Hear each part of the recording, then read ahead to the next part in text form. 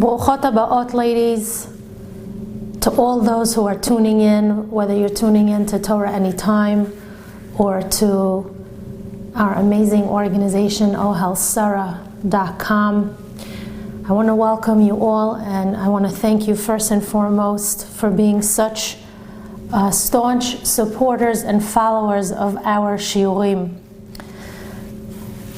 In the last week and a half, I've been bombarded with emails and text messages and phone calls from various talmidot all over the world, asking me for my opinion as to what I think is going on with this magefa, with this plague called the coronavirus. I feel a little flattered and a little bit also humbled by your messages and your questions, because who am I to give my opinion? I'm only just another Jew like you. But I'm sure that you and I share the same sentiments at the end of the day. But I so much want to thank you for giving me this feeling that you want to hear from me, and for all your support throughout the last few years that you've been tuning in and following. I want to say that it's a tremendous responsibility to speak with you openly, Jew to Jew, neshama to neshama, woman to woman.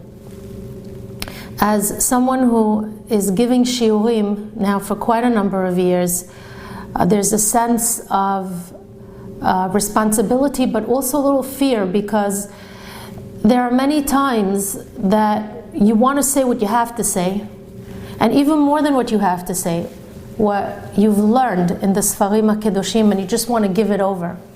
And there's always that fear that whatever you will say, whatever you will teach, will not necessarily be received in the proper way. There are times like these, difficult times and challenging times in Am Yisrael, where we must have a voice, where we must speak, where things have to be kind of like putting the cards out on the table. And I will hope and I will pray, Be'ezrat Hashem, that all of you who are listening understand the underlying message that I have for you. And you know that if you've been following me the last few years, you know that I don't cut corners. And I love you all. It's the musar that I'm giving you is the same musar that I would give my own sister, my own child, somebody that I care for very deeply. And you, the followers, the talmidot, you are close to my heart, even though I don't know all of you, and I'm not necessarily in touch with everybody, but I daven for every single one of you throughout the world, every single one of you, every woman in Am Yisrael. So this is a very challenging shiur that I have to give, and you should know that Be'ezrat Hashem, in the next coming weeks, as we progress through Pesach, any shiur that I will give, Be'ezrat Hashem, will have some message that I hope will help you through this very, very, very challenging time in Am Yisrael. What I will ask from you is that you give me your feedback. I would like to know what you learned from this shiur, what you think you could take upon yourself as a result of what you're learning, what you feel are some of the things you would like to hear. I want to hear what you have to say. What are the messages that you want to impart to other women like yourselves? What do you think about what's going on out there in the world? Just so you know, some of what you're going to be hearing today was obviously already pre-designed with certain intent and very calculated. And there are times that I'm sure I'm just going to go like off tangent and talk to you straight, heart to heart, soul to soul. And we're just going to, like I said, lay the cards out on the table. And I'm going to talk to you, as we say in Hebrew, dugri, which means straight, without any roadblocks, without any stumbling blocks along the way, without any curtains between us. We're just going to talk woman to woman, heart to heart, soul to soul. And hopefully, by the end of this lesson, you will have learned something, I will have learned something, and together, as we progress through this difficult time, I know that we will both be taking things upon ourselves in order to end this crisis. Ladies, if you really want to get the full picture of what's going on, you should definitely purchase for yourselves a chumash, Chamisha Chumshei Torah, maybe even the stone edition. Mikraot Gedolot would be the best. I don't know if they make the Mikraot Gedolot with English translation, but definitely as the weeks progress, you should read the parasha, the parshiot, the whole parsha with mefarshim, if possible. Because everything you need to know about what's happening in the world has already been historically predicted. Everything you need to know about the solutions to every crisis we've ever had in Klal Yisrael is already written for you. So I would suggest that you purchase for yourselves, and if you have it in your house, wonderful, a Mikraot Gedolot Chumash, a set of Chumashim, and read through them. If you can't afford a full set, get yourself at least the next two Sfarim, which is Sefer Shemot and Vayikra. As we go through them in these next few weeks, you'll be able to actually open it up. It's a wonderful thing to do on Shabbat anyway, to go through the Parsha and to learn about it. So I have to go back a little bit. So we're going to go back. We're going to begin with this past week's parasha, which is called Ki Tisa. We see many items in that parasha of last week that give us a clue as to why we've been stricken with this magefa called Corona. And there's no doubt that this is a magefa, this is a plague. There's also no doubt in my mind, ladies, that this virus isn't about the virus itself, but rather a warning from the Ribono Shel Olam, like anything else that we've gone through in our history as a nation. With any event in the Torah, there's always something that we could draw from each parasha that teaches us why we experience what we do in life, and what we could do to heal ourselves from any situation, especially from a magefa. And with any plague, deep down, we all know that it begins in the area of spirituality. Something that we have done or something that we are doing is causing the Ribono Shel Olam to react. We also know, based on how the entire world is heading, that it was inevitable that HaKadosh Baruch Hu was going to react to the immorality and the blatant disregard to His presence. I don't know when was the last time I heard somebody actually give God credit for anything. Chutz from the President of the United States of America, Donald Trump, who once in a while says, God bless America, thank God, v'chule. The world is afraid to say the word God. Therefore, the entire world has been stricken. But when Am Yisrael, the crowning glory of Hashem, the crowning glory, you hear the words?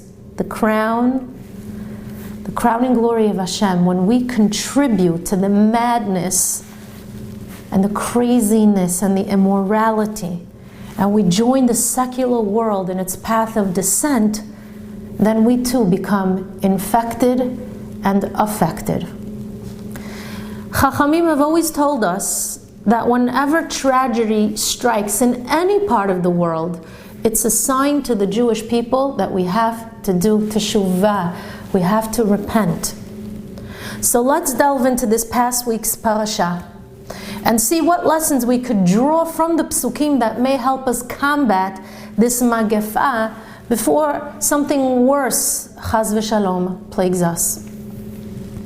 Now, before we begin, I must express at least one thing that crossed my mind, and Baruch Hashem, it was confirmed by many of the mefarshim that I read. Baruch Hashem, that we can actually have what's called the backing. You know, when you're reading something and you're thinking about it, and you say, oh, chivant tov, I was mechaven and I actually saw it, and it's the best thing that could ever happen to you, because you're getting confirmation from the chachamim. Ladies, I heard that there was a letter going around stating that shuls, minyanim, shiurim were closing down due to this terrible virus. I don't want to say where this letter originated, meaning and who gave the permission for a whole entire community of thousands of people to disengage, but I heard that this letter urged people not to attend weddings, not to comfort those in mourning, but rather to do it via phone, meaning don't go to be menachem avelim, to daven beyachidut without a minyan, without being in the presence of a holy Sefer Torah, and in general to seclude oneself in order to control and maintain the virus. Now, who am I to negate the words of these rabbis? But I feel like I must at least give my opinion, especially since you asked for it. And my opinion is that of the Chachamim of old and other leading rabbis who strongly disagree with this approach. You see, in Parshat Tisa, we read about the grave mistake on the part of Am Yisrael following Matan Torah, where they worshipped the golden calf. By the way, as a side point, Parshat Tisa is filled with all the nuances, with every possible item that HaKadosh Baruch Hu could warn us about is in Parshat Tisa. Read through it and you'll see, you'll be amazed at all the things that HaKadosh Baruch Hu is upset about.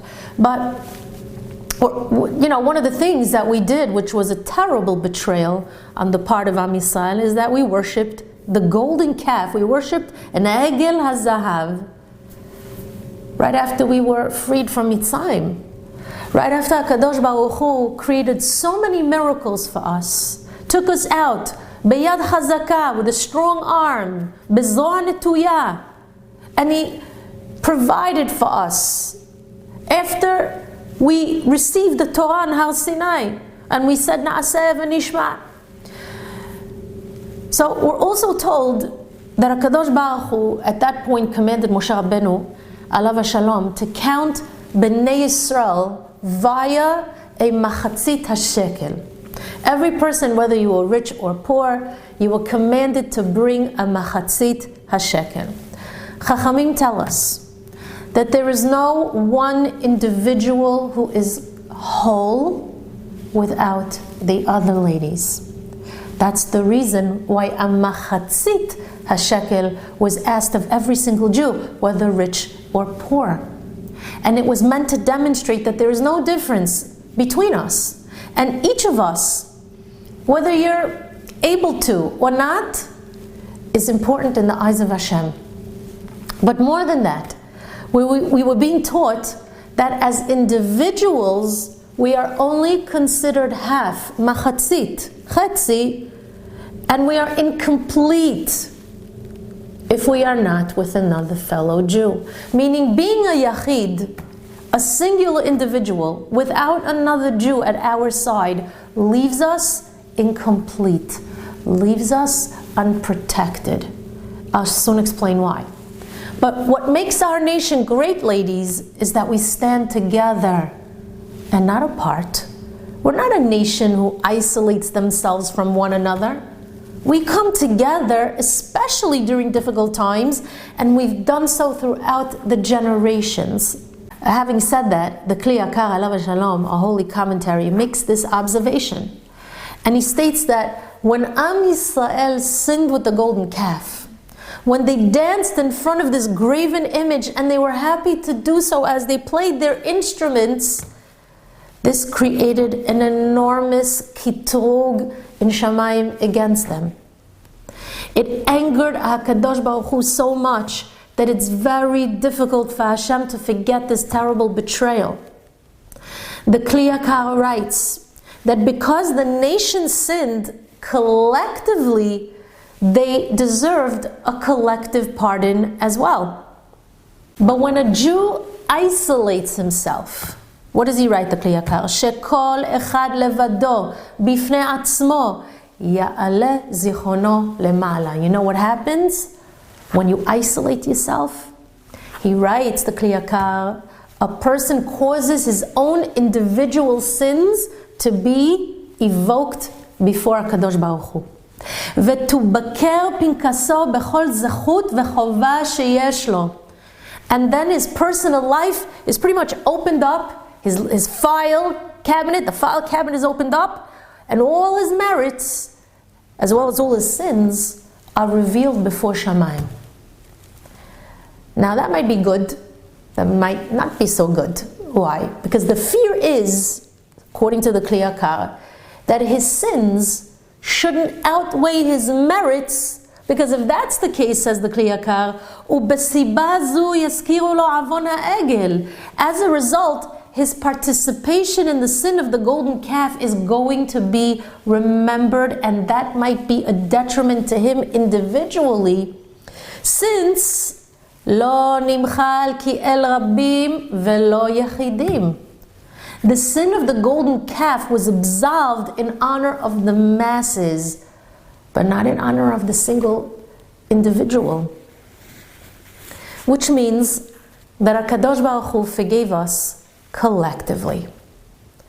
But when you're counted as a yachid, your individual crimes are then calculated, and you're no longer counted together with the rest of the community. You see, the community collectively has probably more merits than they have sins. And so it's better to be part of the community, because most likely, even if you have more sins than you have merits as an individual, but when you're counted together with all of Am Yisrael, all those sins kind of melt away in the background of all the collective merits. For that reason, ladies, when Moshe Rabbeinu asked each individual Jew to bring a machatzit shekel, they were also asked to bring some kind of korban, some kind of sacrifice, an offering to Hashem. Why? You know why? Because since they were being counted individually, there was fear that their individual sins would rise up to Hashem, and then they would be punished as individuals for their participation in the sin of the egel. So the korban, together with the machatzit shekel, helped them. How so? Well, first of all, they brought a korban to show Hashem that they regretted the sin of the great betrayal against him. And secondly, the half shekel, the machatzit shekel, reminded HaKadosh Baruch Hu that Am Yisrael are not just individuals, they are part of one whole. And since HaKadosh Baruch Hu forgave them as an entire group collectively, each time that they were counted as individuals, which could be a dangerous matter, like we said, HaKadosh Baruch Hu was then able to postpone the sin of the egel and not bring harm upon Bnei Israel as a punishment for their crime. You hear what I'm telling you? Says the Kli Yakar, for this reason, the Mishnah in Pirkei Avot warns us, Al tifrosh min hatzibur. Don't separate yourselves from the community, from the Am. Don't sit at home as a yachid, even if you're being told to. Unless, chaz v'chalila v'shalom, unless you were exposed to someone who is sick. That yes. Unless your doctor tells you you're sick. Then yes. But don't daven b'yachidut just because somebody told you, listen, we're being quarantined. Don't learn b'yachidut or eat only with your family b'yachidut on Shabbatot and Chagim. Don't cause others to remain b'yachidut, alone, because you refuse to visit them, because you refuse to comfort them in their state of mourning, or because you refuse to celebrate with them at a simcha, because you're afraid. Don't be afraid. Hashem doesn't want you to be a yachid, and He doesn't want your neighbor to be a yachid either. Hashem wants us together. Of course we have to be cautious, but if there was ever a time to gather collectively as a nation and beseech the Ribono Shel Olam for mercy, It's now, no? Isn't that what the Jews did in Shushan HaBirah? Isn't that what Esther HaMalka, Alea Shalom, told Mordechai to do? What did she say? Gather everybody and pray and do tshuva. So when I saw that list in that letter and all the forums that were now being shut down, schools, minyanim, daf yomis, no levayot, no weddings, no nothing. It felt as if Yahadut is being shut down. It felt as if the lifeline of berachot, the source, is being removed from us, ladies. We cannot allow that to happen. Now, of course we all have to be cautious, but this is not the way. I'm going to give you just two examples so you understand what I'm talking about. When the Greeks decreed that Am Yisrael, that the Jewish people, should not give their sons a brit milah, lo alenu, we should never experience such a thing. What did the Jews do? Some listened, some were afraid, because not listening to the Greek king Antiochus meant death, certain death. But most of the Jewish people didn't even dream of not circumcising their sons. And in secret, and they went, and in caves, wherever they could, they held brit milah. They held the brit milah. And they waited anxiously for Eliyahu HaNavi Zachur Latov to show up to that brit milah. And some of them gave up their lives for it. When the Romans decreed that no Jew should learn Torah, and if you would be caught learning Torah, you would be killed, what did our Chachamim do? Did they institute, they put it into practice that every Jew should now not learn Torah, because it's even worse than the virus. Because if you do, God forbid, you could die. Chayecha kodmim, your life comes first. Rabbi Akiva and all of his colleagues, Alem Shalom, knowing that there was certain death involved here in this decision, they continued to learn Torah and to teach it. Many of them died as a result. We have the Asara Rugei Malchut. We don't stop Judaism. We combat the plague with our strength, with our inner strength, with our voice, with our tefillot, with our tzedakah, which we're soon going to talk about, with our tshuva. So I urge every Jew, especially the ladies, to continue with shiurim, to continue with the davening, and make each prayer count. Instead of talking in shul about the virus, come to shul ready to pray. And come dressed appropriately. Ask HaKadosh Baruch Hu for forgiveness. If you're a woman, listen to the signs that HaKadosh Baruch Hu is placing before you. Because besides the fact that He's slowly eliminating people, He's also eliminating averot that are rampant on the streets. There are less and less people roaming the streets. Does that tell you something? Maybe HaKadosh Baruch Hu felt that the tzniut level was at its all-time low, so He's keeping the women, especially in the ohel. Is that possible? I mean, there's so many signs out there if you really want to see them. But the one thing that all the Chachamim agree across the board as we read this Parashat of Tisa is that HaKadosh Baruch Hu calls us an am kshei oref. We are a stubborn, stiff-necked people. And many of the Mefarshim explain this to mean that we're a nation that doesn't want to hear the musar of the leaders. It's one of the reasons I was a little bit afraid to even speak to you. Rashi HaKadosh, alav shalom. And all the Mefarshim write that sadly, we are a nation who turns their back to the warnings of Nevi'im and Rabbanim. That's why we're called stiff-necked, the neck, because we turn our back and we give the neck to all our leaders, to all the Rabbanim, to all the Rebbitzins who warn us and teach us. The Sforno, alav shalom, writes even stronger than this. Listen to his words. Velo yifnu lishmoa shum more tzedek. We don't turn to listen to any guidance from any rabbinical leader.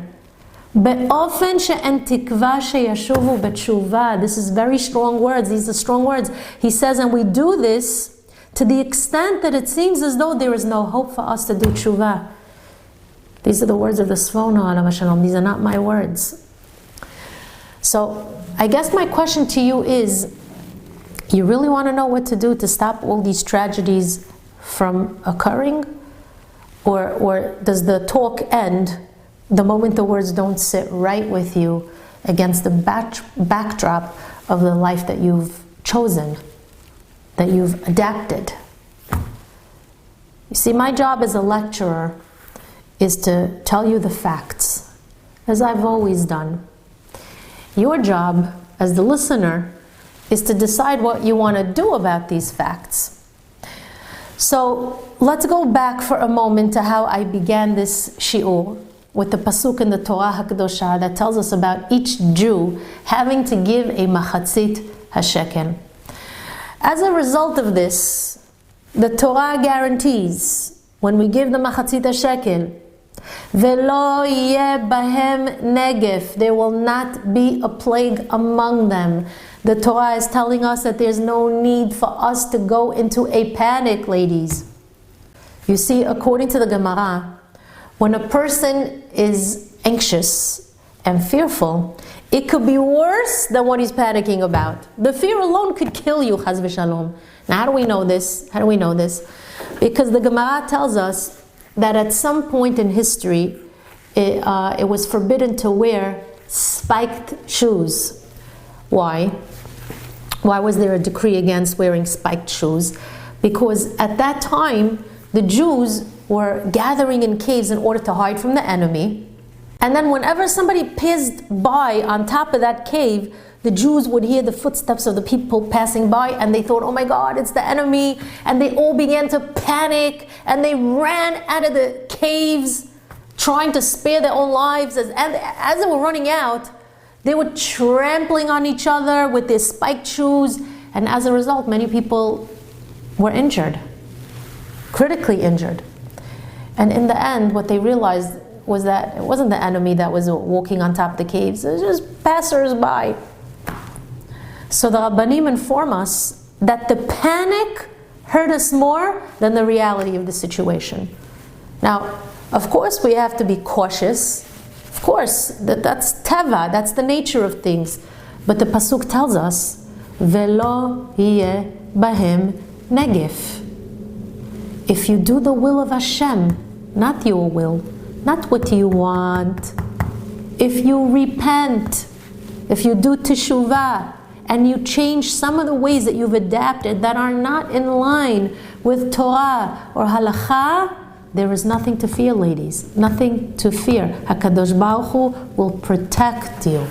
Question is, Mi la Hashem elai. Whoever's on the side of the Ribono Shel Olam should make those changes. So, let's discuss what the Torah Kedusha says in this past week's parasha about the Kohanim and what they had to do when they entered the Bet HaMikdash in the morning.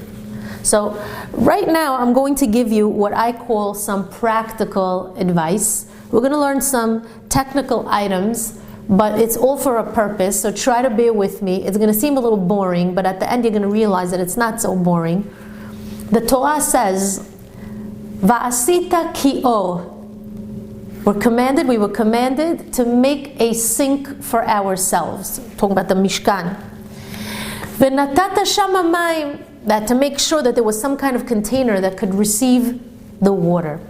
V'rachatzu Aharon ubanav mimenu et yedehem. Aharon and his sons had to use the water from that special sink in order to wash their hands.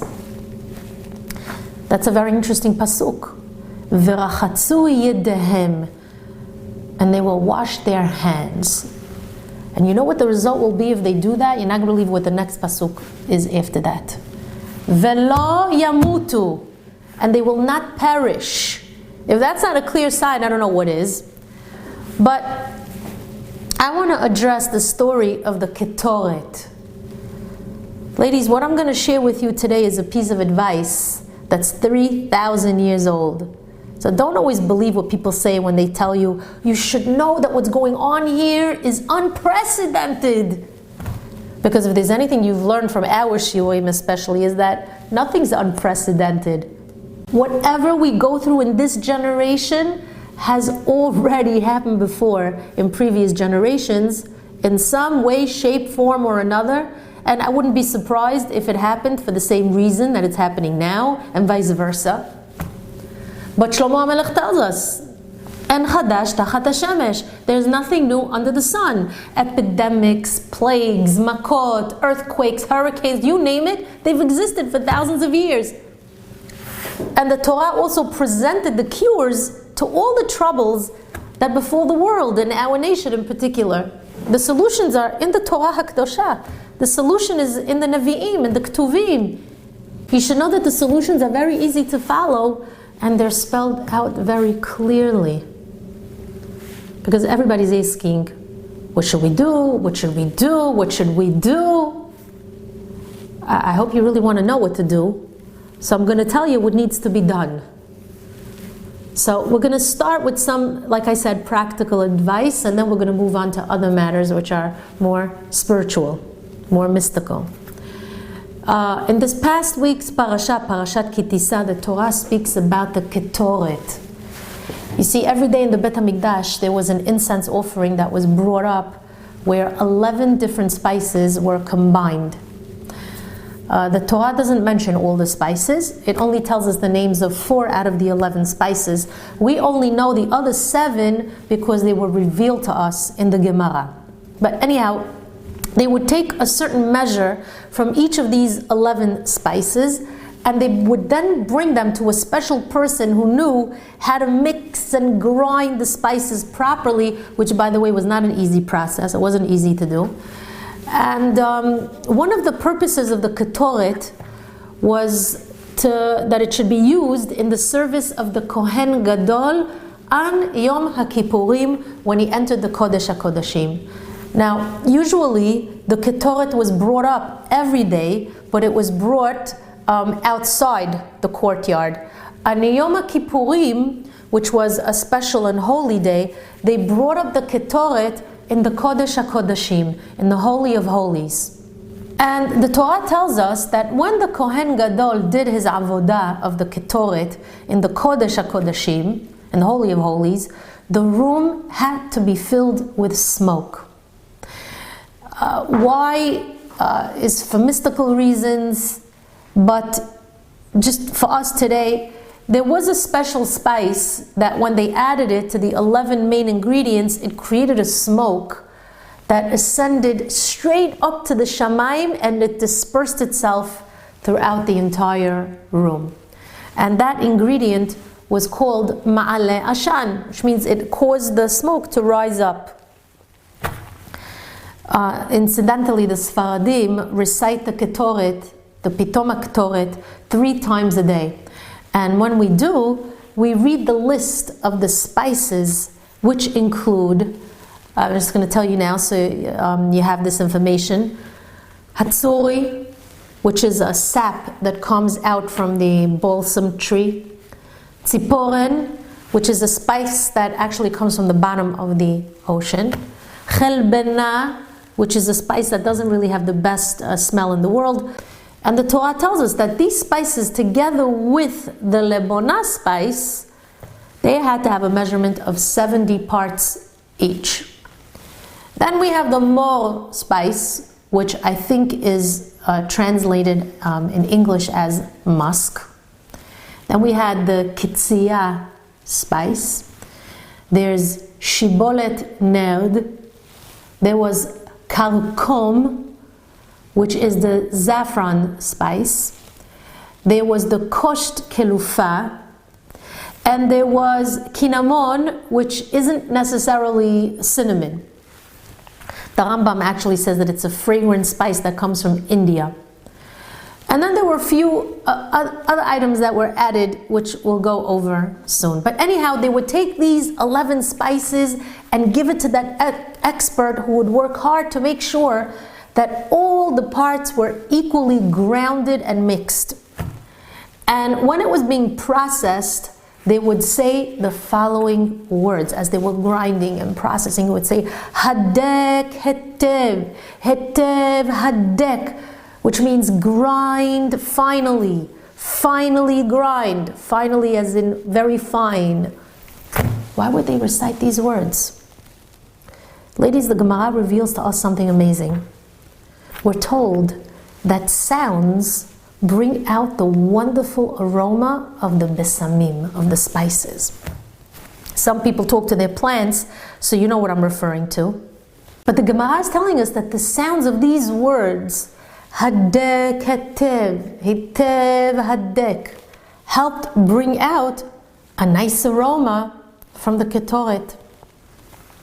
And the Abarbanel alav shalom tells us that this wasn't a mystical idea of some sort, but rather the key was to grind it in a specific rhythm.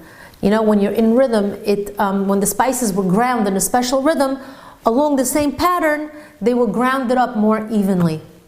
But the Gemara is telling us that the voice of a person is something that's good for the besamim, and there's mystical reasons to that, meaning why the voice and specifically besamim, but we're not going to deal with that today. But the sounds that emanate from a person's throat, so to speak, helps the aroma of the besamim.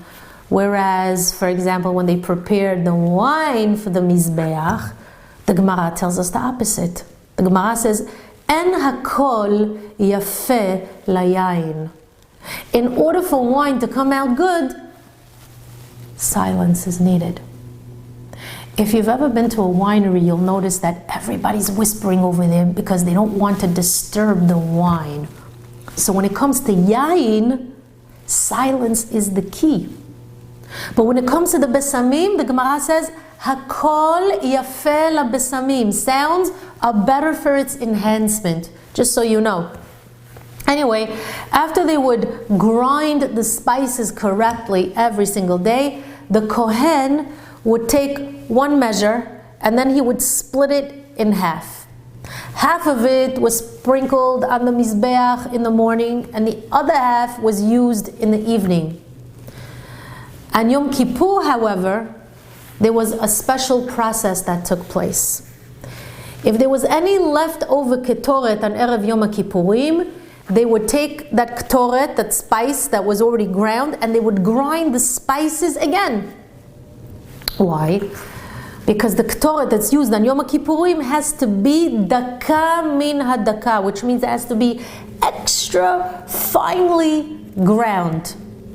So on the day of Yom Kippurim, the Kohen Gadol would take a fistful of the ketoret, which he'd pour onto the coals, and that's what caused the smoke in the Kodesh HaKodeshim, which dispersed throughout the room and ascended up to the heavens. That was part of the Kohen Gadol's avodah in the Kodesh HaKodeshim. So the Ketoret was a daily service, and it was the primary service that took place on Yom HaKippurim.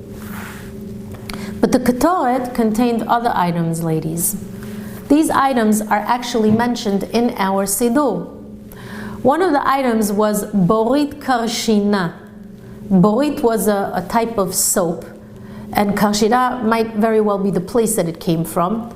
Now, we didn't put the soap in the Ketoret, obviously, but we needed to prepare it. Why? Because it was actually used to clean the tziporen spice, which came from the bottom of the ocean. The tziporen spice, you see, it had sediment on it, it had dirt from the bottom of the ocean and other things that compromised its aroma. So the soap helped clean off all the unclean parts of the tziporen. They also used an item called yain kafrisin. It was a special wine that came from Kafris. They obviously didn't put the wine in the ketoret. Instead, it was used to bring out the fine-smelling aroma of the tziporen.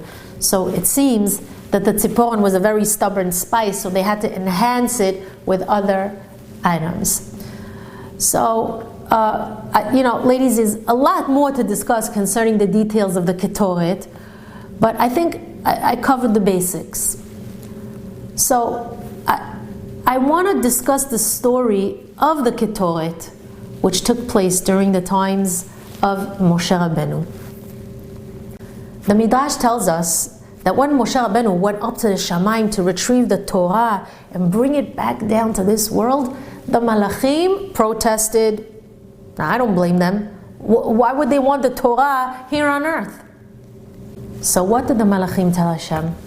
He said, what is this man born of a woman, this human being, doing in the heavens? What does he want? And Hashem said, he came to take the Torah down to the world. So the Malachim said, we refuse to give human beings your holy Torah. The Torah belongs in Shamayim with us, where it's going to be respected, where it's not going to be trampled upon by human beings. And HaKadosh Baruch Hu turned to Moshe Rabbeinu and he said, Moshe, the Malachim have a good claim. So you're going to have to give them a satisfactory response if you want to retrieve the Torah and bring it down to the world. So Moshe Rabbeinu told the Malachim, everything that's written in the Torah is meant for a human being to obey and observe, and it relates to the human being because were you ever slaves in Egypt? Do you have a mother and a father? Do you steal from one another? Do you have a Yetzer Hara? The answer is no. So the Torah belongs with us because it relates to us more than it does to you. Moshe gave the angels a very good argument, and they finally conceded and they told Moshe, not only are we going to allow you to take the Torah down to earth, but with it, we're going to grant you a gift. Alita lamarom. Moshe, you ascended to the heavens, Shavita Shevi, and you're going to take back with you to the world that which was held captive. The Torah was in captivity because the Malachim were holding on to it. They didn't want to let it go. But Moshe Rabbeinu debated with the Malachim in order to release the Torah from the Shamayim and bring it down to this world so that human beings can observe its laws. He came back down from Shamayim with the Torah in his hands and a matana, a gift. What gift did he receive? The Gemara tells us that he received such a great gift, ladies. You see, the angels told Moshe Rabbeinu the following. Moshe, there may be a time in history where HaKadosh Baruch Hu will strike the people with a magefa, with a plague. And you should know that the Satan is behind it. He's the one moving the plague around. You're going to need to inoculate yourself from the magefa. You're going to need to protect yourself. So we're going to give you a gift. Anytime there is a magefa, Moshe, bring up the ketoret offering, because that's like kryptonite. When you bring up the incense offering, the Satan and all the klipot and all his cohorts are going to run for cover because they cannot tolerate the ketoret. That's the gift we're presenting to you, Moshe. Ladies, that's such an amazing gift. The Malachim handed Moshe Rabbeinu a form of penicillin to combat any plague. Our secret weapon, practically speaking, is the ketoret. And how do we know that Moshe Rabbeinu actually used it? You know why? You know how? Because the Torah tells us he used it. When? Well, in Parshat Korach, Am Yisrael was stricken with a magefa, with a plague, because of their involvement in the machloket of Korach. That's another sign, ladies. Don't get yourself involved in machlokot. Don't fight with your fellow Jew. Look what happens. Magefot. But in any event, the pasuk says, Ki yatsa haketzef milifnei Hashem, and the anger of God was released. Hechel hanegef, and then the plague began. And no one in Am Yisrael knew what to do. Sound familiar? So what did they do? Well, they decided to stock up on food, on water, on tissues, on paper towels. They bought a 3-month supply because what else are they going to do? I'm kidding, obviously. They didn't do that. But that's what we're doing, which is defeating the purpose. So I'm going to tell you what Moshe Rabbeinu did when the Magefa began. Moshe Rabbeinu approached Aaron Cohen alav shalom, and he told him exactly what to do to stop the Magefa. So what did Aaron do? Vayarotz el toch hakahal. He ran into the kahal, into the community. Vehineh hechel hanegev ba'am. And he realized that the plague had begun to spread among the people. Vayiten et haketoret. And then Aaron brought up the ketoret as an offering. Immediately after that, the pasuk tells us, Vate'atzar hamagefa, the plague ceased. That's what happened during the times of Moshe Rabbeinu. Now you might be sitting there thinking, what are you talking about? I mean, you're telling us about something, some spice, incense offering that happened over 3,000 years ago. How b'chalal does it pertain to us here and now? What does it have to do with this virus? So let's move forward in Jewish history and see what else we discover. There is a story written by Rabbi Shimon Bar Yochai alav shalom in the Zohar HaKadosh. You know that when the Rabbanim, they write stories, it's not fairy tales. This is not Cinderella and Snow White, and it's not Goldilocks and the Three Bears. They're real stories. But I'm going to translate the Aramaic words into English for you. I'm going to tell you the story that Rabbi Shimon Bar Yochai relates in the Zohar HaKadosh, which is at that time even closer to our generation, right? But he says that Rav Acha, alav shalom, once traveled to the village of Tarsha. And he arrived at his lodging place, and he noticed that all the people in the village began to whisper, saying, the tzaddik is here in our town. Such a great man is in our midst. Let us all go out to greet him. So the people of the town went out to greet Rav Acha, and they asked him, Rabbi, aren't you worried about all the troubles that we're going through? So Rav Acha says, what's the problem? I mean, what are you going through? I don't know anything about it. And they answered him, for the last 7 days there's been a plague in our city. And each day that passes, it gets worse, and it doesn't seem like it's going away. Does that sound familiar, ladies? So what did Rav Acha answer to the townspeople? He says, well, let's walk to the synagogue, and we'll pray for mercy before the Ribono Shel Olam. But watch what happens, ladies. As they began walking to the shul, some people ran to Rav Acha and said, Kvod Harav, it was just made known to us that so-and-so and so-and-so just died. And not only that, but Ploni and Ploni are in critical condition. So Rav Acha changed the original plan, and he says, oh, wait a second now. These are not normal circumstances. These are extreme circumstances. So we don't have now time to walk to the Bet HaKnesset and do what I originally wanted to do. Ladies, this story took place during a time where the Bet HaMikdash wasn't standing in Yerushalayim, so they couldn't bring up the incense offering of the Ketoret. What a shame that was, right?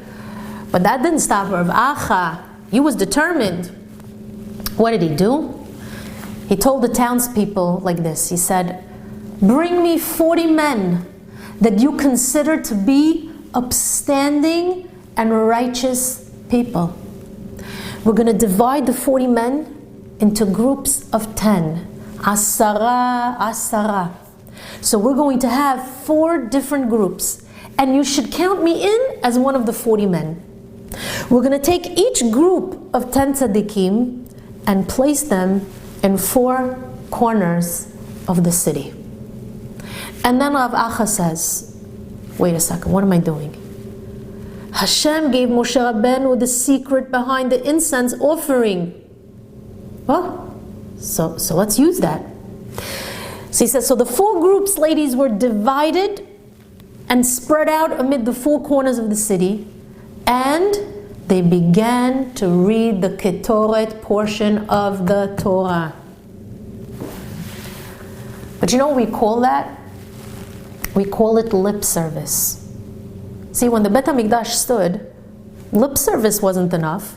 We needed to physically bring a korban, an offering.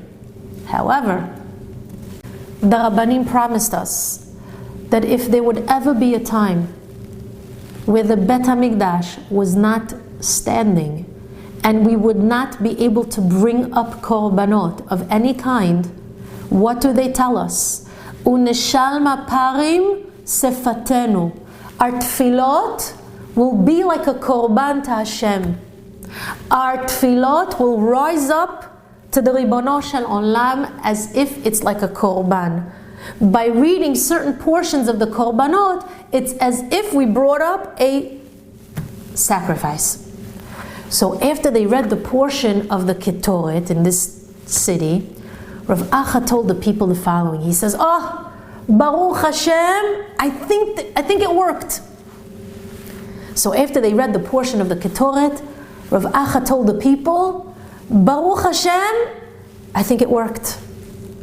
But now, I want you to take me to the homes of the people who are in critical condition, to the ones who are destined to die. We are going to read the Ketoret in their home, and especially the following words out loud. Which words? Vayomer Moshe el Aharon, kach et hamachta, vayikach Aharon, vayamod, vate'atzar hamagefa. After they did this, the terrible plague came to an end. If you noticed, we're progressing towards our time in history because we began with the era of Moshe Rabbeinu, and then we moved on to the times of Rabbi Shimon Bar Yochai, which was almost 2,000 years after Moshe Rabbeinu. And we see that even during the times of Rabbi Shimon, they were still involved in the service of the Ketoret somehow, in some way. Although they were not able to bring up the offering, they still recited it. All the people knew that this was a very special segula. It's in your Sidurim, the Pitom HaKtoret. But I want to tell you what Rav Chaim Vital, alav shalom, the revered student of the Ari HaKadosh, alav shalom, wrote. His era is even closer to ours, right? Rav Chaim Vital wrote the following. I'm going to read you his words and translate them for you. Tov lomar pitom haktoret bezman hamagefa. It's worthy to recite the pitom haktoret when there's an outbreak of any kind. Obviously, the advice that he's giving us, which is practical advice, also came from the Ari. And then Rav Chaim Vital continues, and he writes, I'm going to translate it for you. He says, we saw that it helped during the times of Korach, because when Aharon brought up the incense offering, the Magefa stopped. Velachen, he says, and therefore, Tov me'od bizman hamagefa bar minan. It's very good during a time of trouble, during a terrible outbreak, God forbid. Shebe'et omro pitom haktoret. That when a person recites the pitom haktoret, betfilat shacharit u'mincha, and he should do so once in the morning and once in the afternoon, like a pill that you take, like a medicine that you take. And a person should have kavanah that the recitation should be a sgula to do away with all the evil and the outbreak. That's practical advice from Rav Chaim Vital, who was the revered student of the Ari HaKadosh. As a matter of fact, the Zohar HaKadosh adds that when we recite the Pitom HaKtoret, beratzon ubesimcha, with a willingness and with joy, not with fear, eino sholet dever magefa bamakom hahu, the plague will not have a strong hold in that place that the Pitom HaKtoret was recited. Velo yeh nizok oto makom, and no harm will come to that particular place. So in all those places where they're shutting down different forums, shuls and schools and shiurim and all that, it would be wise to come together even as a minyan to recite the Pitom HaKtoret, because it's guaranteed that harm will not come to that place. And then the Ari HaKadosh, Alav Shalom, tells us something else. But before I tell you what he says, I want to remind you about something that took place a few years back. If you remember, there was a fire, terrible fire that took place during the month of Nisan, just a week before Pesach, where Lo Alenu, 7 holy children perished in that fire.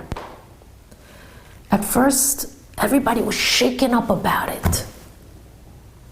And eventually, like everything else in life, people began to calm down, claiming that, oh, such a thing never happened before and couldn't happen again. They also made a big mistake. Many people made it about, they found out from the fire department that what caused the fire was the plata of Shabbat, was the electric Shabbos blech, right? And everybody made it about the blech, about the Shabbat plata. I have a question for you.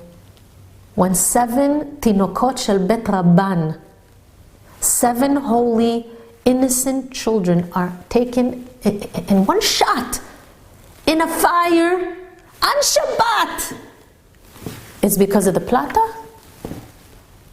Or is HaKadosh Baruch Hu speaking to the parents of every household? Or is HaKadosh Baruch Hu speaking to the children out there that something needs to be corrected? You tell me. But like I said, people began to calm down. They went back to normal. They said, oh, this never happened before. It could never happen again. But it did happen again just a few years later. Another terrible fire broke out and more children perished. And a mother in that fire. Ladies, there's a lot of Torah being learned in so many Jewish communities. The Torah is supposed to protect us, right?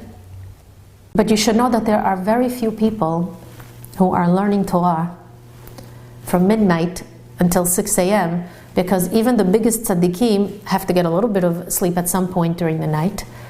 And besides the fact that during those hours, very few people are up learning, not everybody is following the Torah.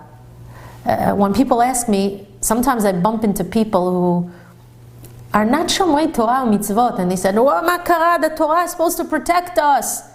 What Torah is supposed to protect you? The Torah that you don't observe? The Shabbat that you don't keep? The kashrut that you don't hold? The tzniut that you don't observe? The negiah, when a man and a woman, they touch each other and they're intimate with one another without being married? When there's no taharat mishpacha, chaz v'shalom? When people are being mechalele Shabbat, and then you wonder why the Torah doesn't protect you? You have to understand something.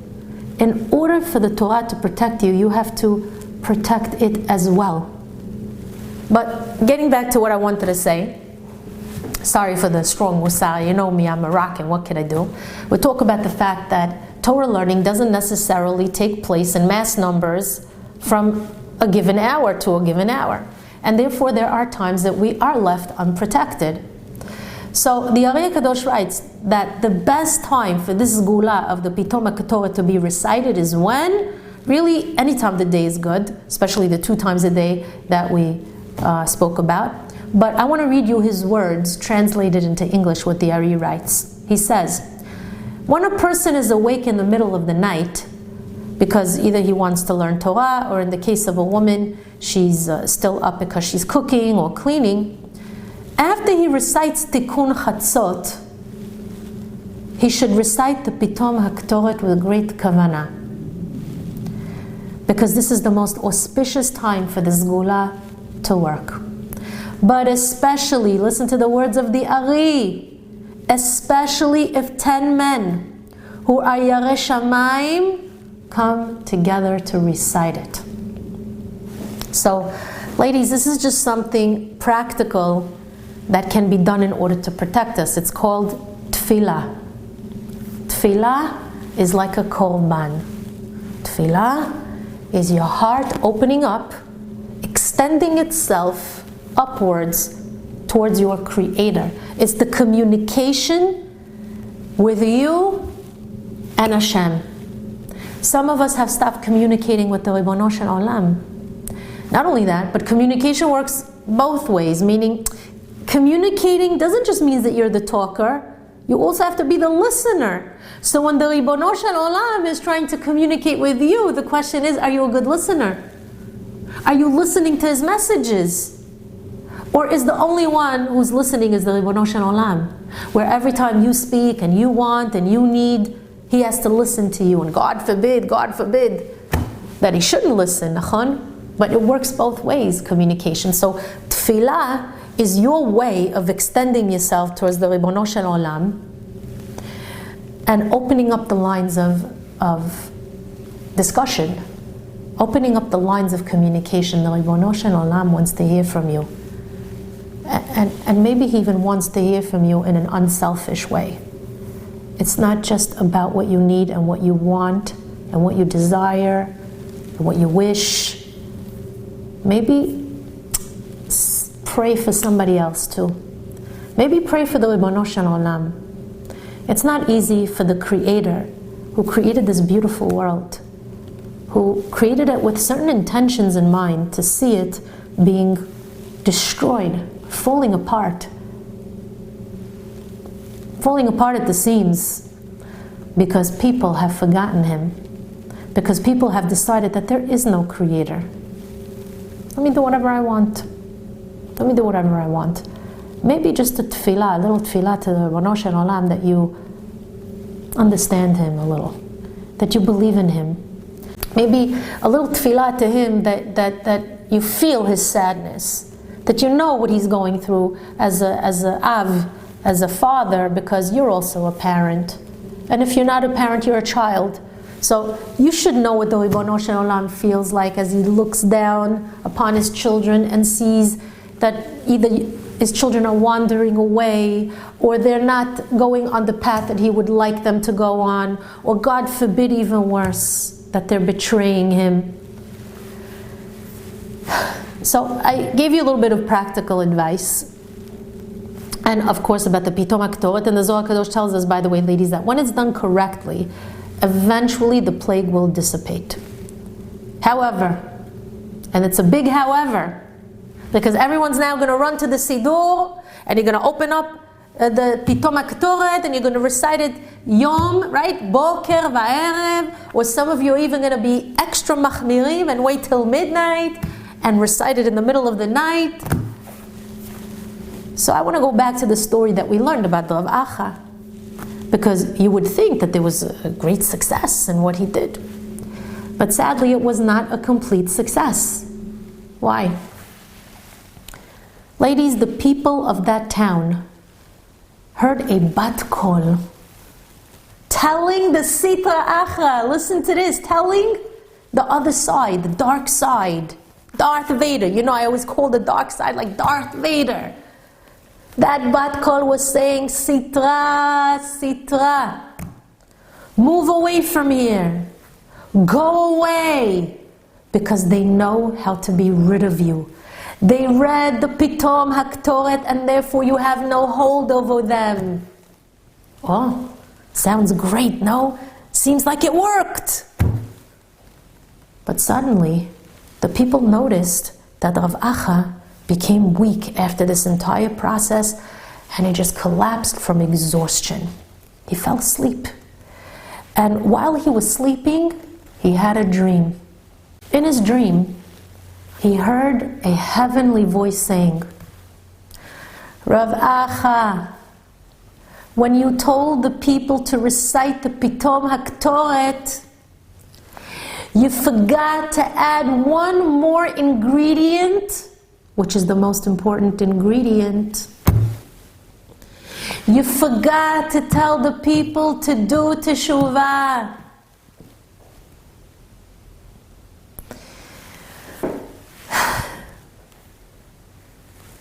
Utfilah, utshuvah, utzedakah. What does it do? Ma'avirin et Torah hagzera.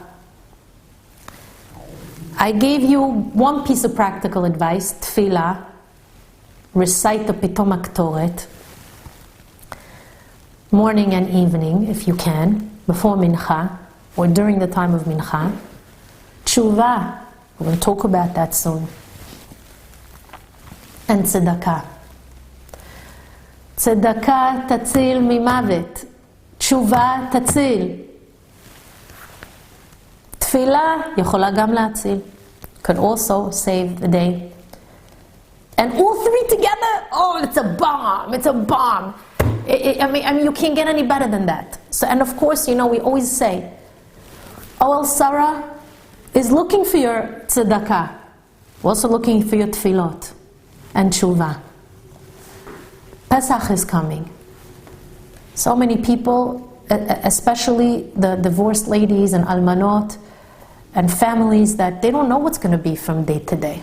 They have emunah, but businesses are closing. Some people are out of work. Some of these divorced ladies told me that their bosses are closing up shop because of the virus, and they don't know how they're going to pay their bills.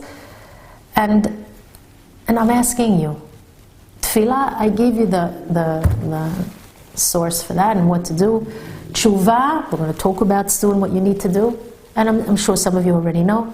Tzedakah, tzedakah, ladies, tzedakah. Tzedakah is the lashon of tzedek Hashem. You want Hashem to be upright with you, you be upright with Him. Pick up the phone and call our offices, 718-500-4550, or log on to www.ohelsarah.com. And please, I urge you, make a donation for Pesach. Help me help others in this time of crisis. It's tzedakah. Nobody's using it here for bills or expenses. This is to help other people. It's mamish going from one account and helping others, whether with their grocery bill or things for Pesach, for the Chag that they need.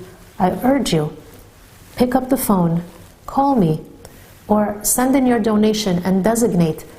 And not only should you designate, this is for Pesach, but I want you to put down specifically, this is for you, your name. I want you to put your name down, your full name, your mother's name, and we're going to daven for you. Those people that you helped are going to daven for you. That you should have bracha, that you should have atzlacha, that you should have siyata dishmaya, that HaKadosh Baruch Hu should protect you and defend you and be a bal chesed with you in the same way that you were with another person who needed you and you were there for them. Pick up the phone, call me, make a donation. Log on to allstar.com, make your donation. It's such a critical time now. So we move on. You hear what happened with Rav Acha? The heavenly voice told him. You gave them practical advice, these people. You told them to recite the Pitom HaKtoret, which works. But it kind of works halfway. There's the other elements involved in removing the plague completely. Because what we're learning from this is that reciting the powerful words of the Pitom HaKtoret, it helps. But it's not a magical formula that's going to do away with all the troubles. The heavenly voice told Rav Acha that a bill has to be settled. You can't just recite a few words and that's it, and proceed in ways that go against the will of Hashem. You cannot, I'll give you an example. You cannot be an immodest woman and open up a Pitom HaKtoret and think, okay, I recited these words, boker va'erev, and I even stayed up till 12 o'clock at night, midnight, and recited these words. Oh, Hashem, that's it, I'm protected. It's a formula. No, it's not. Dress modestly. That's what Hashem wants from you as a woman. Be a woman. Be a Jewish woman. Behave like a Jewish woman. There are women who say the opposite. I'm not going to talk even about the immodest women. I'm going to talk about the modest women who are immodest in their ways. What does that mean? I'll explain if you don't know. You could dress in the most fine way. You could look like the Rebbetzin of Yerushalayim. Nothing's fitted on you. You're wearing like a sackcloth.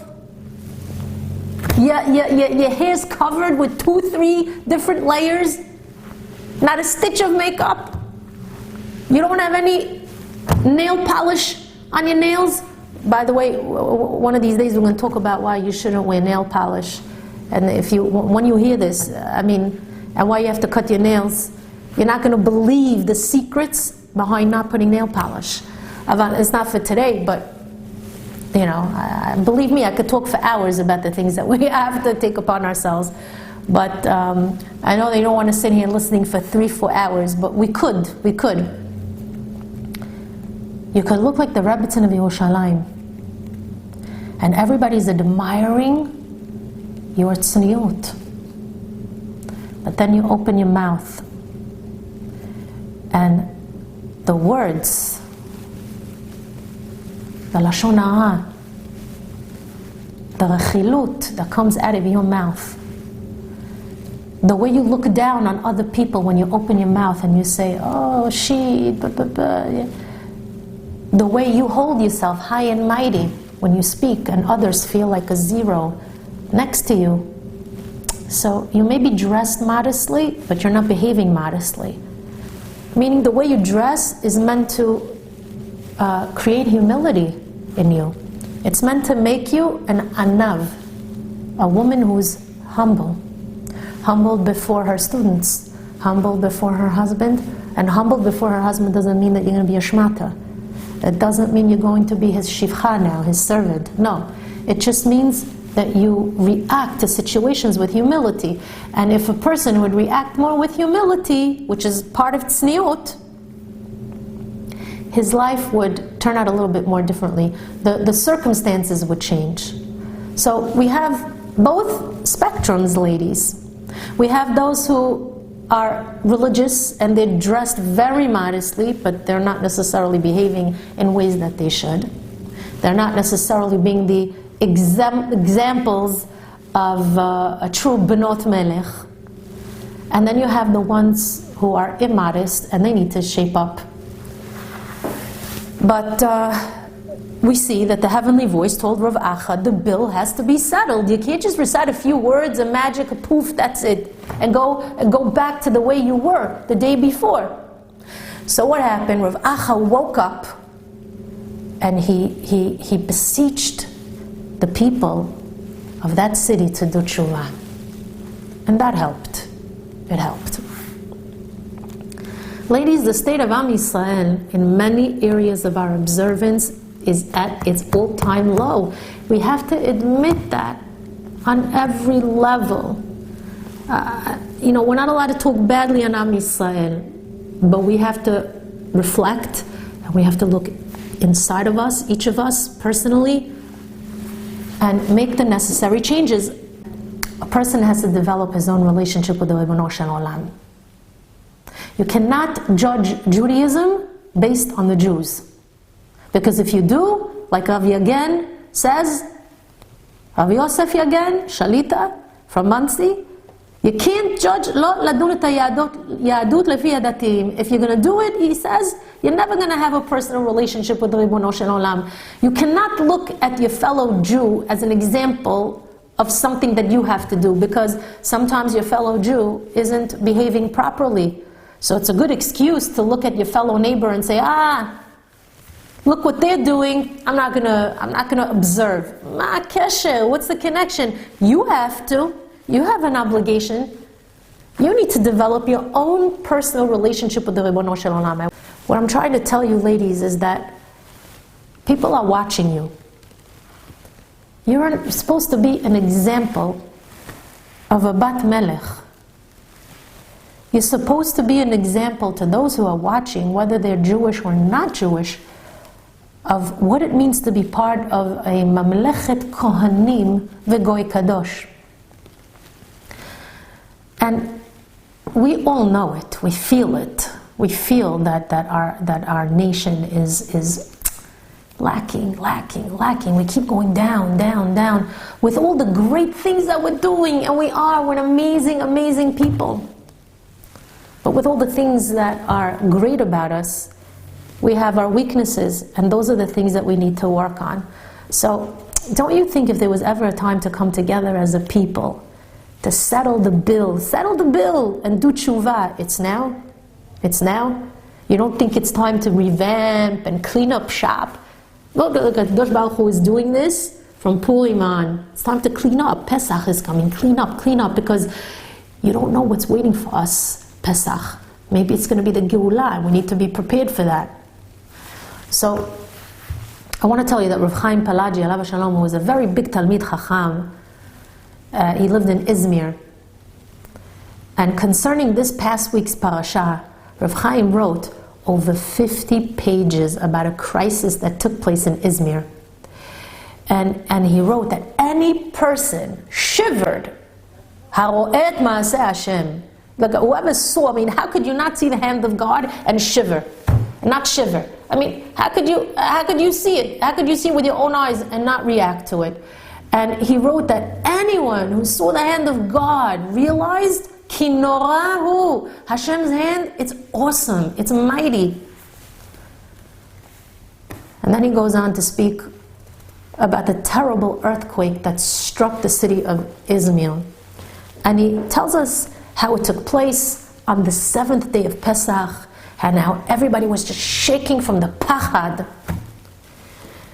But then he goes on to write a list of items of various tikkunim, corrections that Am Yisrael has to engage in order not to go through all these troubles. Now, I'm not going to read you the list because it would take forever, but I do want to tell you one thing that he wrote. And before I do, I want to ask for mechila. You know that usually when I give a shiur, it's very balanced. At least I hope it is. And it's very rare that I hammer you and only hammer you. But times are tough. And instead of just kind of caressing you and embracing you and telling you, oh, you're the best, you're beautiful, you're wonderful, which you are, I also have to tell you the facts. And the facts, sometimes when we're having a hardcore conversation, the facts are not pretty, and it's not easy to hear.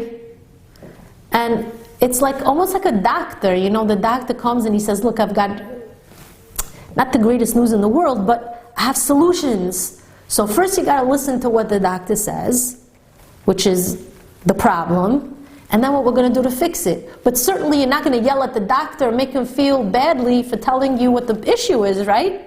You're going to thank him for figuring out what the problem was, and you're going to thank him even more for giving you the solution that will give you life.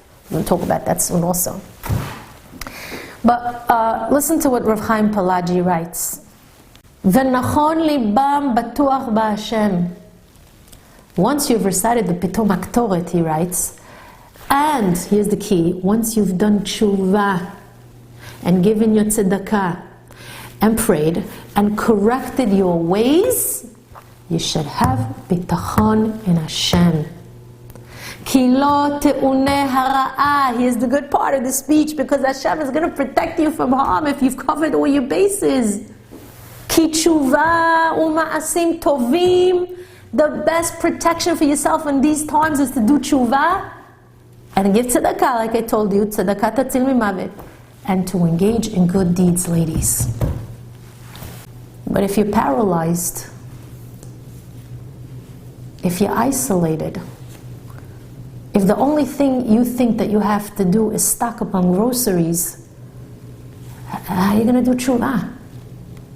How can you engage in Ma'asim Tovim if you're quarantined? You quarantined yourself.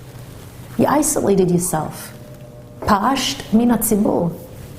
You became an individual instead of a part of a whole. We have to do tshuva. I think that's more important than filling up the cabinets with 20 cans of tuna fish. I think so, because the Chachamim tell us that's not a healthy reaction on the part of a Jewish person. That way of thinking, it's not good. It's not good for your body. It's not good for your neshama. We have to do tshuva. There's a spiritual ailment, and the spiritual ailment, by the way, causes a physical ailment, and then the refuah is the spiritual solution, which will cure the body too. So we have to do tshuva. There are no ifs, ands, or buts about it. It's very clear. We all know what to do to change, ladies, as women in Am Yisrael. We all know what needs to be done. And isolating yourselves and disengaging from Torah observance, which requires a group interaction, whether it's tefillot, whether it's putting a shiur together, whether it's whatever it is. Isolating yourself from Torah observance, which requires you to be a part of the whole, is not going to help you. It's only going to make matters worse. So, and again, I'm only telling you this, if God forbid,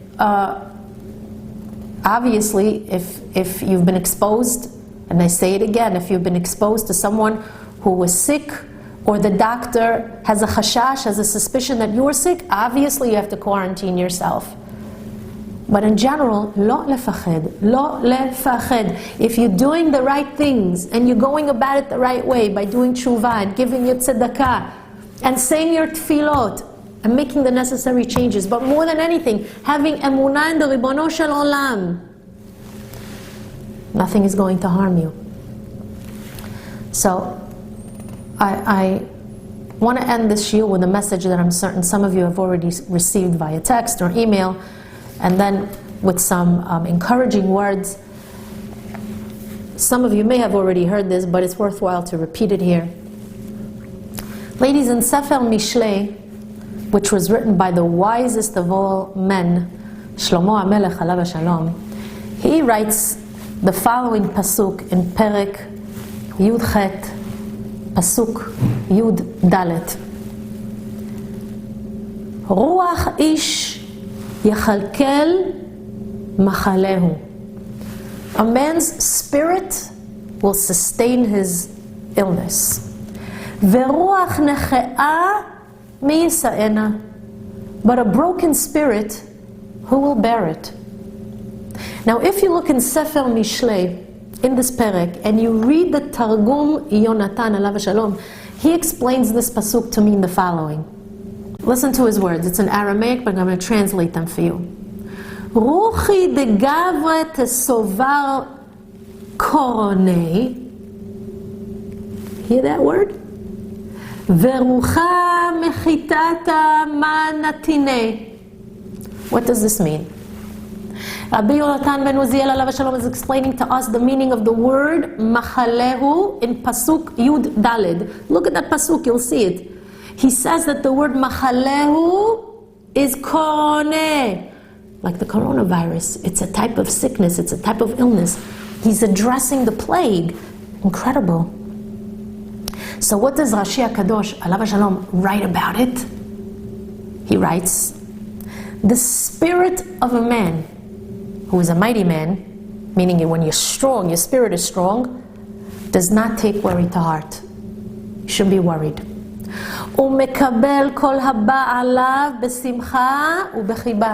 But rather he accepts with joy and love whatever befalls him. And what's the result of this kind of approach? Says Rashi HaKadosh, En kocho sar me'alav. Such a person does not lose his strength. He doesn't become weak. My dear friends, you hear what I'm telling you? Over 850 years ago, Rashi HaKadosh and all the other mefarshim already knew And he was telling us, and they were telling us exactly what to do in such a circumstance as the one that we're facing now. Not only Rashi, but if you're going to look at the commentary of the Metzudat David Alav Shalom, in that same perek of Mishlei, what does he write? Listen to his words. Ruach hasichli asher ba'ish, a person's intellectual spirit which resides within, yizbol veyachazik chol yaguf, it can withstand an illness of the body. Ki manheget et haguf bebriyuto ve'av ki b'cholyo. For the spirit can control the body, its health, even in a time of illness.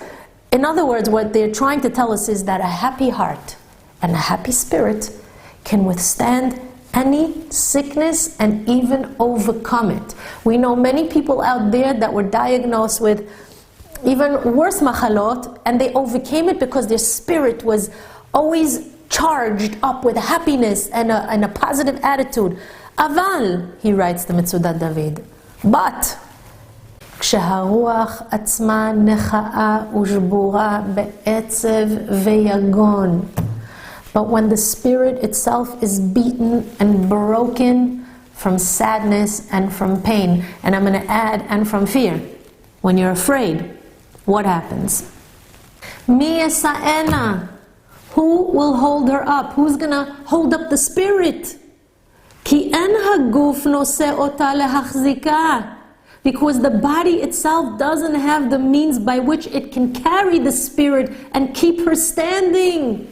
Ki imhi et haguf. Because the opposite is true, ladies. It's your spirit that keeps your body alive and charged and moving and electrified and energized. It's not the opposite.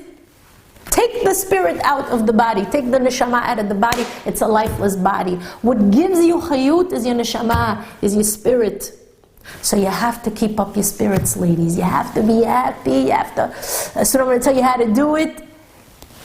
You have to choose life on all fronts. Uvacharta b'chaim. You have to choose life in your state of happiness. Be alive. Be energized. Don't be dead here. Don't decide it's over. The world is coming to an end. Gog u'magog. Of course, Gog u'magog is coming. But the way you choose to deal with it is completely different. Chaim, ubacharta b'chaim. Choose life in that respect. Be alive. Be energized. Be basimcha. Hashem is with you. He's never going to abandon you. And choose life from the perspective of tshuva. Do the tshuva that you need to be worthy of a good life, of a healthy life, of a prosperous life. That's why... By the way, a few weeks ago, we came at it. I find it very fascinating. Such hashgacha pratit. Every few years, I promote and produce a musical album, and for some crazy reason, it took me a long time to finish this one that I was working on. It took quite a number of years, 2-3 years, which usually takes me just a few months, and I released it a few weeks ago in Eretz Yisrael when I was there, and it's called Choose Life. Already back then, 3 years ago, I chose the theme of the album, which was Choose Life, and every song is energized with an inspiration to bring people to a place where they want to live a different way, where they want to feel a different way, where they want to connect to Hashem in a different way, where they're actually choosing life. Chaim. I would recommend that you buy this CD, by the way. You can do the same. You can log on to ohelsara.com. I think the CD costs $18, which is high, and ask that we email it to you. That's the only way you can get it, or pay the $18 and we could mail it to you. But I want you to try to buy it. I'll tell you why.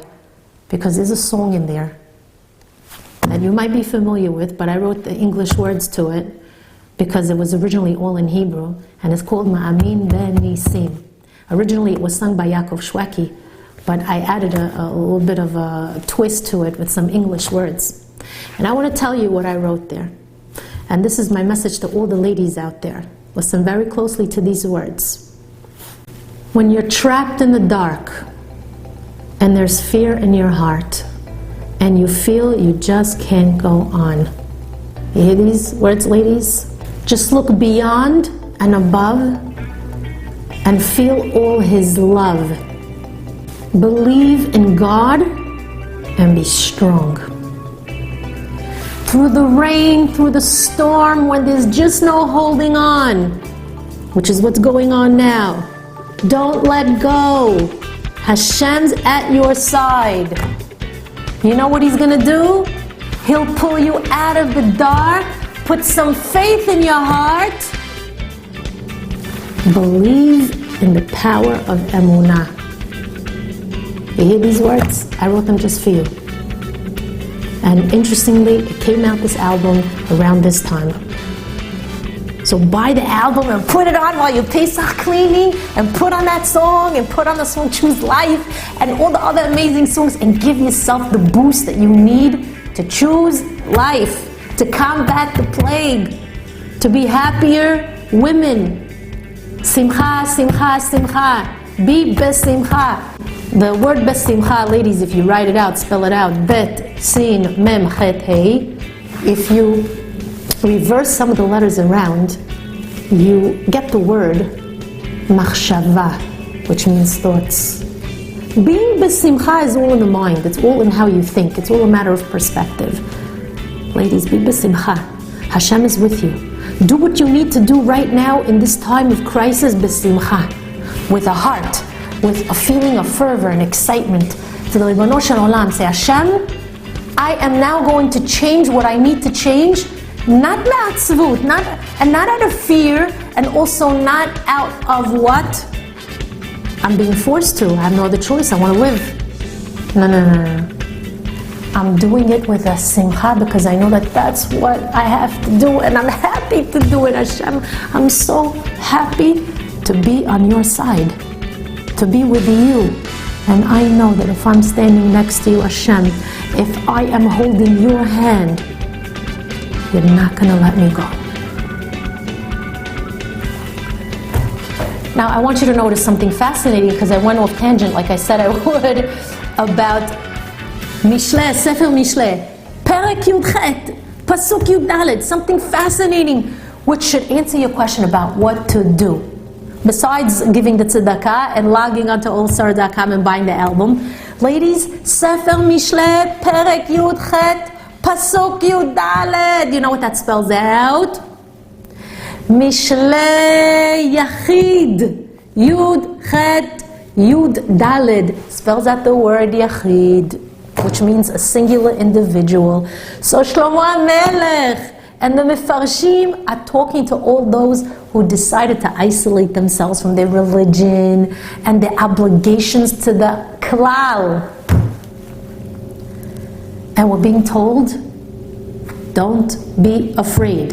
In those psukim, to tell the Yachid, to tell him, if you do what needs to be done, if you daven and you recite the necessary tefillot, if you do tshuva, if you engage in ma'asim tovim, if you have bitachon in Hashem, and your spirit, that's what this perek is talking about, is filled with joy, and you have your strong spirit, this plague is not going to harm you. It's not going to touch you. The Satan is going to see you and run away in the other direction. That's the message I want to leave you with. Do not isolate yourselves. Be careful, yes. Continue to go to minyanim, but cry out to Hashem for mercy. Continue to hold shiurim in your homes, because the Torah will protect you. If you shut Judaism down, I'm afraid of what's going to happen. Of course you have to be careful. If you have shiurim in your house, make sure that people are seated in far enough from each other, and that they don't necessarily touch each other right now. That, yes, you have to be very cautious. But to drop shiurim, to drop minyanim, to drop cheder, the little kids, tinokot shel bet rabban, that are learning every single day, this is a problem. Ladies, continue with shiurim, with Torah. Forge on ahead with your tshuva and make the necessary changes in your life, because we must. And Be'ezrat Hashem, this situation is going to lead you on the path of righteousness, of the coming of Mashiach, and the Geula Shlema. Amen Ken, Yehi Ratzon. אני יודע שיש אלוקים